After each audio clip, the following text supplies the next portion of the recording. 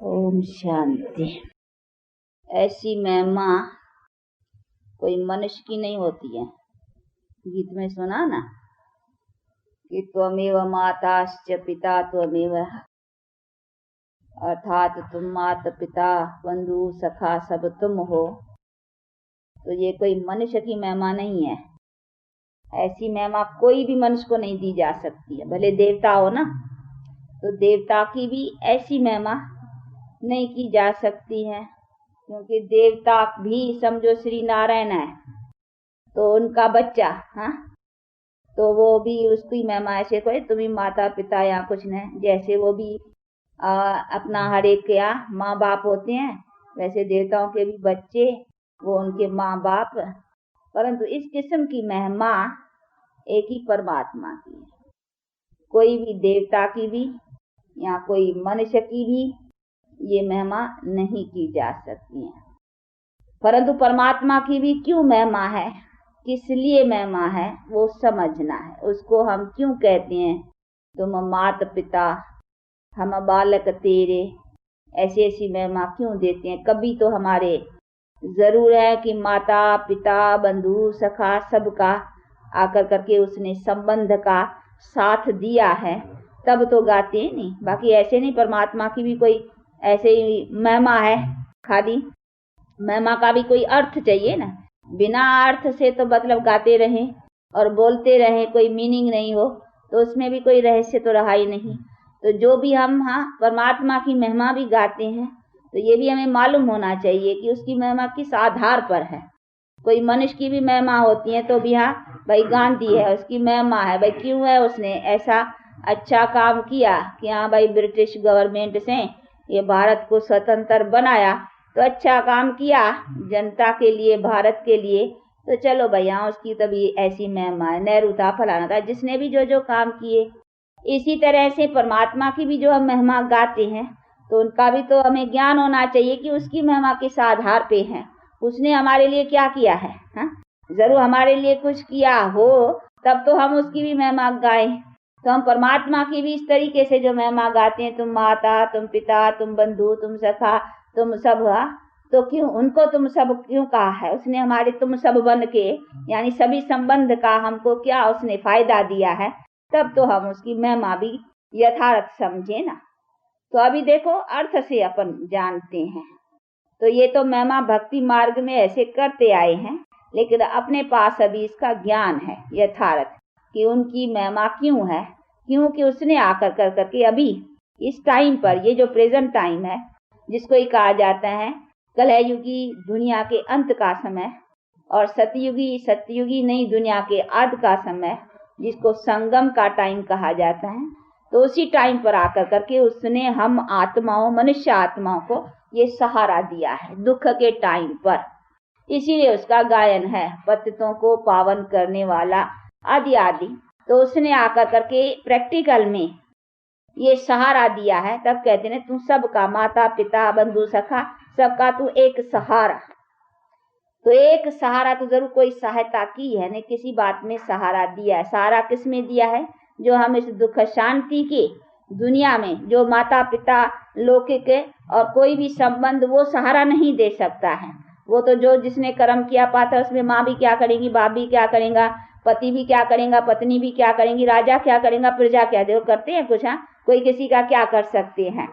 वो तो सबको अपना अपना कर्म का ही खाता भोगना ही है। इसी में भले एक दो का माँ बाप है, बच्चे का अच्छा पढ़ाएंगे लिखाएंगे, उसको लायक बनाने पर, तो कोई कर्म की ऐसी बात हो जाती है तो बाप होते भी क्या करेंगे, तो कहेंगे न तकदीर, किस्मत।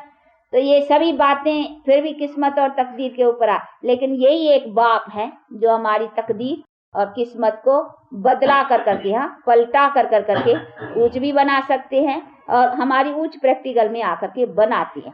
तो उसने जो काम किया है ना, वो किसने नहीं किया है, मनुष्य आत्मा के करने का नहीं है।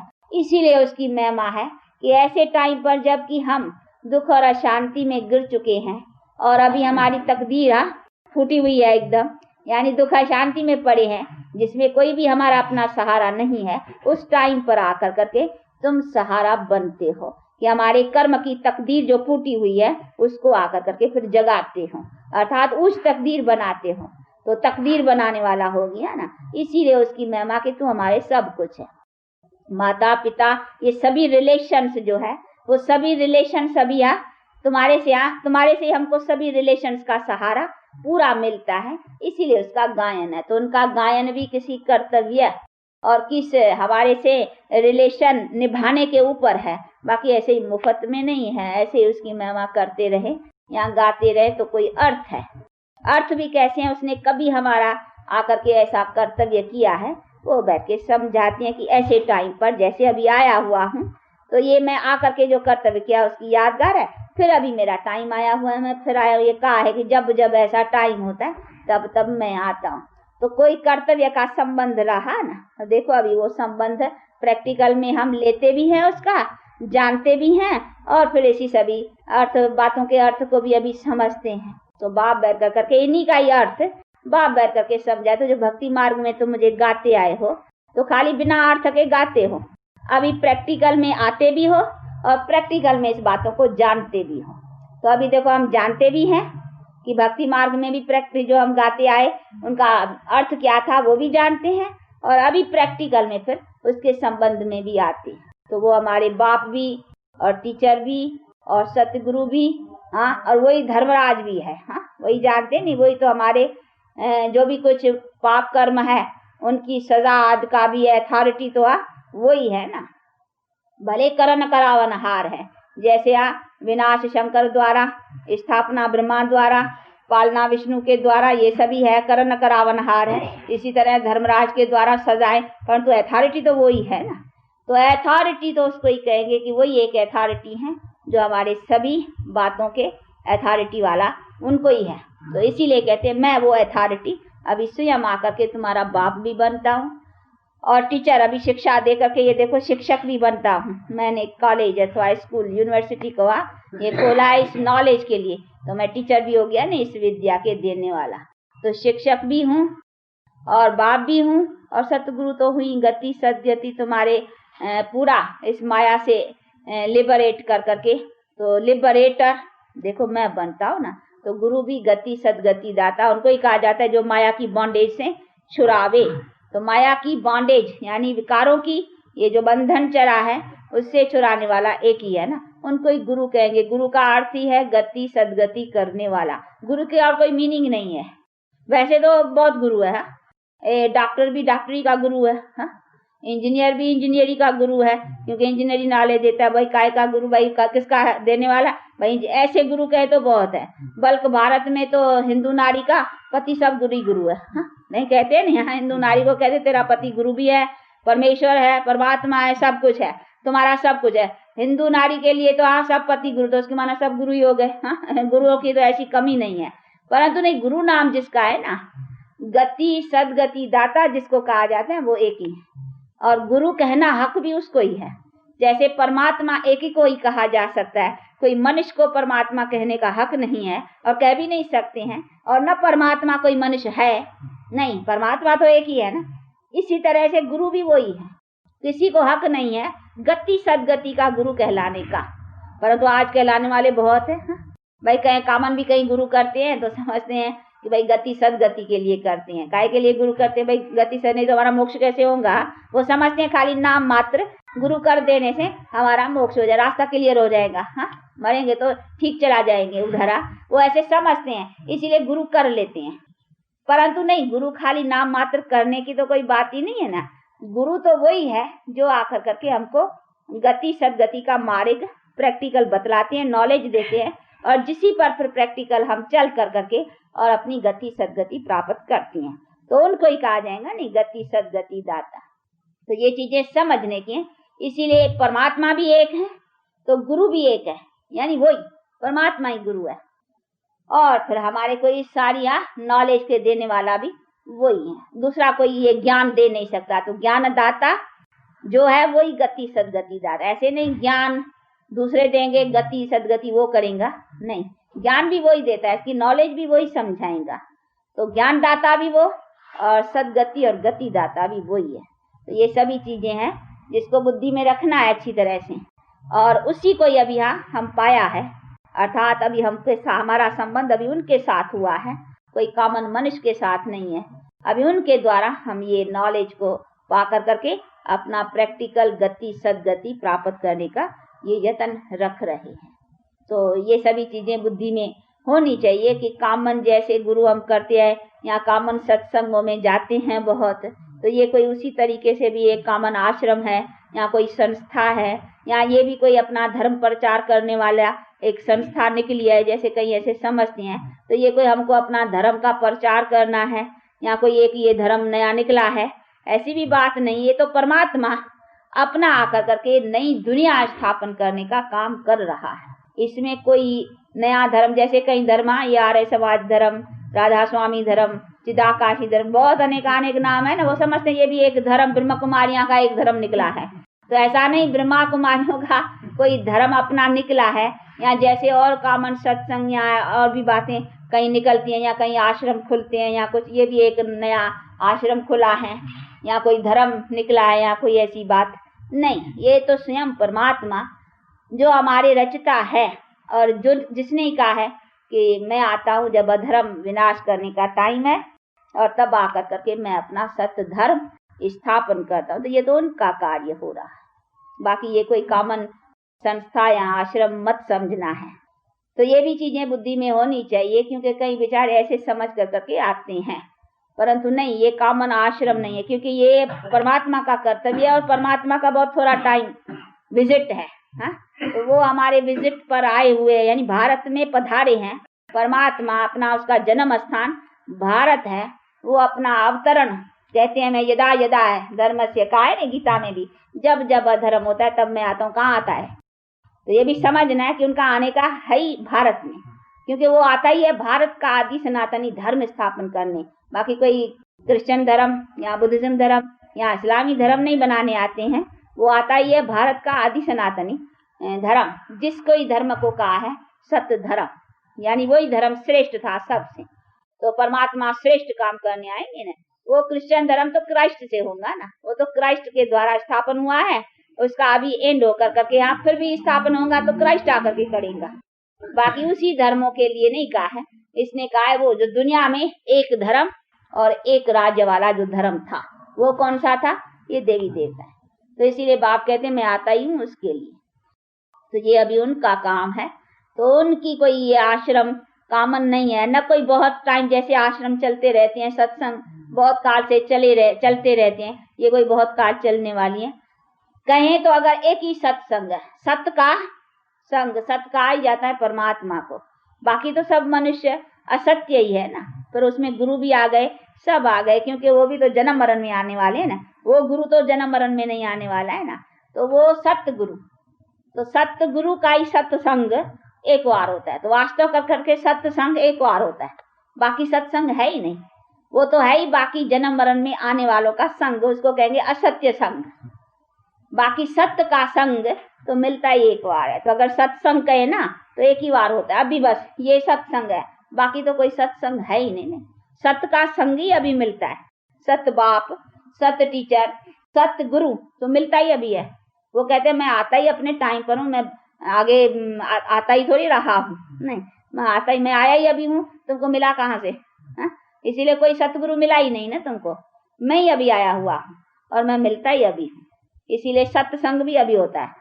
नहीं तो इतना समय ये जो भक्ति मार्ग के जो भी यहाँ नाम सत्संग देते आए वो तो असत्य संग है, यानी मनुष्यों का कुछ न कुछ थोड़ा शास्त्र का फलाने का कुछ न, ये सहारा, कोई रामायण सुनाएगा, कोई गीता सुनाएगा, कोई वेद सुनाएगा, चलो कुछ न कुछ या ये करते आए, वो तो अलग काल की, ये सब भक्ति मार्ग का है। लेकिन सत्य जो बाप है, जब भी उनका संग मिलता है वो तो बेड़ा पार कर देता है ना, वो तो एकदम पार गति सदगति में ले ही जाता है। बाकी मनुष्य जो है वो कोई गति सदगति में ले नहीं जाते हैं, इसीलिए उनको सत्संग नहीं कहेंगे। तो ये सभी चीजें समझने की कि सत्संग होता ही एक बार है। तो अभी ये है सत्य का संग, सतगुरु आया है, जब सतगुरु आवे तभी सत्संग होवे, सतगुरु के बिना सत्संग कैसा होगा?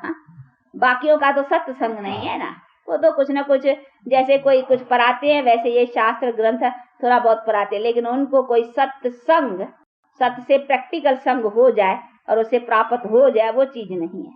तो इसीलिए सत्य का संग सत्य खुद ही आकर के कराता है, जो सत्य गुरु है। इसीलिए सत्य गुरु ही अभी आया है और ये उसने अपना सत्य का अपना संग दे रहा है, तो उनके ही सत्य के संग को हाँ सत्संग कहेंगे। तो ये सभी चीजें को भी समझना है। इसीलिए बाप कहते ये बहुत टाइम नहीं चलने का है। मैं आता हूँ तो बस एक ही वाह, हाँ उसमें सब प्राप्ति करा करके फिर सदा के लिए तुमको सुख रहता है। फिर तो तुमको बैठ के सत्संग करना, यहाँ ये माथाकुटी करने की भी दरकार नहीं है। मुझे भी याद करने की फिर तुम्हें जरूरत नहीं है, क्योंकि मुझे याद करना ही तभी पड़ता है जब दुख शांति में हो, तभी हे भगवान हाँ कहते हो। फिर तुमको हाँ सदा सुख होगा तो कहते नहीं सुख में स्मरण करने की दरकार ही नहीं रहती है। दुख में फिर याद करते हो, सुख में मुझे जरूरत नहीं है। तो इसीलिए मैं आता हूँ तुमको सदा सुखी बना कर करके और सदा सुख में रहते हो। ऐसे कर्म बुरे करते ही नहीं हो फिर जो तुमको कुछ बुराई का दंड पाना पड़े, जो दुखी हो और फिर चिल्लाओ, तो चिल्लाने की बात रहेगी नहीं। तो ये सभी चीजें हैं जिसको अच्छी तरह से समझ कर करके अभी उसी चीज का लाभ लेना है। तो बाप के भी महिमा को यथार्थ समझने का है ना। तो ऐसे बाप की महिमा को खाली समझना नहीं है, बाप से संबंध रखने का है और उसका प्रैक्टिकल बन कर करके सपूत बच्चा प्रैक्टिकल एक्शंस में अथवा कर्म में आने का है, अथवा अपने कर्मों को श्रेष्ठ बनाना है। तो अभी बना रहे हो ना अच्छी तरह से, ध्यान देते हो ना अपने पर, क्योंकि ये खाली ऐसा सुनने का नहीं है, प्रैक्टिकल आने का है ना। तो अपना सारा दिन अपने प्रैक्टिकल कर्म के ऊपर अटेंशन रखना है कि आज मैंने सारे दिन में क्या किया, अच्छा बिताया, कोई लोभ अवश, कोई मोह अवश, कोई काम अवश, कोई क्रोध अवश, ऐसा तो कोई उल्टा काम नहीं किया। तो सारे दिन का अपना रखना है पुता में हिसाब किताब, चार्ट, दिनचर्या, पूरा हिसाब अपने पास, तभी हमारी जीवन आगे बढ़ती चलेगी। अच्छा 2 मिनट साइलेंस। ये तो हम अपने कर्म को बुरे बनाते हैं तो उसकी पनिशमेंट तो जरूर मिलेंगे ना। तो अपने पर दया करने की है ना, उससे दया मांगने की, तो वो तो है ही दयालु, उसको कहते हैं। वो कोई हमारे से यहाँ कोई ऐसे ही थोड़ी कुछ करता है, वो तो हम अपने बुरे कर्म बनाते हैं तो उसकी सजा पानी ही है। तो इसीलिए उनकी तो उसको कहना तू दया की दृष्टि, वो कोई कभी हमारे पर अदया थोड़ी करते हैं, उनकी तो है ही दया। पर तो ये भक्ति मार्ग में बेचारे दया करो कृपा करो जाएंगे नहीं किसी गुरु संत महात्मा के पास, तो भी कहेंगे दया करो कृपा करो, बस वो हिरे हुए है ना। तो दया करो को तो बात ही नहीं है, वो तो है ही दयालु, उसको कहना दया करो तो क्या आया, अदया करते हैं क्या जो दया करे? किसके पर कृपा, किसके ऊपर कृपा करता हो तो कहे मेरे पर कृपा करो, वो तो है ही कृपालु ना। उसके लिए तो जनरली और सबके लिए है ही वो, उनके लिए ऐसा कहना कि करो तो उसकी माना किसके ऊपर कृपा करता हो तभी तो कहे मेरे पर कृपा करो, नहीं वो तो है ही। वो कहते अपने पर कृपा करो, तू अपना कर्म अच्छा बना तो तेरा उससे ही तो यही कृपा है ना। तो कृपा भी कोई ऐसा नहीं आशीर्वाद दया कृपा उसका ऐसा अर्थ नहीं है। ये दया कृपा भी यही पुरुषार्थ है, अपने को भी पुरुषार्थ करना है और दूसरा भी तो पुरुषार्थ ही कराएगा नहीं। बाकी दया करो क्या करे, वो भी कहेगा भाई पुरुषार्थ करो अच्छे कर्म बनाओ, बस यही दया है नहीं और क्या। बाकी क्या और कोई हाथ फिराना या कुछ उसकी तो बात ही नहीं ना। पुरुषार्थ करना वो अपनी दया है और कराने वाला भी पुरुषार्थ करेगा वो उनकी दया है। तो ये सभी अर्थ को समझने का है। अच्छा दोनों ही आता है इसमें, बीमार हो गया हाँ, थोड़ा अच्छे हिलाने से डबल मीनिंग एक मीनिंग। अच्छा जिनको 2 आंखें वो होते भी जैसे अंधे हैं, हमको न होते हम सब जानते हैं, दोनों को वो खुशी रहती है कि हम सब नॉलेज को जानते हैं। बाप को याद तो बुद्धि से करना है ना, कोई आंखों से तो देखने की बात नहीं है। तो ये सभी चीजें समझने की है। तो अपना थर्ड आई ऑफ विजडम जिसको है उसको ज्ञान नेत्र वो सज्जा है। ये नेत्र होते भी जो जानते नहीं तो होते भी अंधकार में, तो कहेंगे होते भी अंधे हैं। इसीलिए सारी दुनिया अभी ब्लाइंड है क्योंकि जानती नहीं है ना, और जो जानते हैं वही उनको। तो ये थर्ड आई ऑफ विजडम के ऊपर ही सारा है। तो ज्ञान नेत्र तो मिला है ना अच्छी तरह से, उसको पकड़ रखो। ये तो कर्म के हिसाब से है, कोई हिसाब किताब से ये सभी कर्म का आंख ऊपर, कान ऊपर, नाक ऊपर, शरीर के ऊपर कुछ दुखता है, सिक्स आते ही। इसीलिए तो अभी ये कर्मों के खाते को अच्छा बना रहे हैं, फिर हमको सब प्रूफ मिलेगा, ठीक, यानी सब कभी कुछ में खराबी नहीं होगी, न आंख में, न कान में, न किसी में नहीं, सब हृष्ट पुष्ट, हाँ, तंदुरुस्त शरीर भी, हाँ, अच्छा, कभी कोई रोग नहीं, कोई तकलीफ नहीं, सब कंप्लीट। तो ये कंप्लीट सब तब होगा जब पहले हम आत्मा कंप्लीट प्यूरिफाइड बनेंगे। अच्छा अच्छा, कैसा है माता जी? हाँ, माता जी कुछ आता है, हाँ, कभी कभी आते हैं, और ये भी आती हैं शायद 2-4 बार, 2 थी ये शायद, अभी आज एक दिखाई पड़ती है।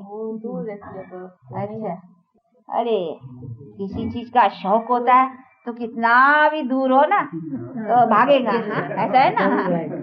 अभी कोई चीज का लगन होती है, शौक होता है तो कितना भी दूर हो, लंदन में देखो, हमको कोई पढ़ाई करनी है तो फिर लंदन में भी चले जाएंगे, हाँ, दूर है, सीखना है, कुछ पाना है तो फिर तो कोई बड़ी बात नहीं है।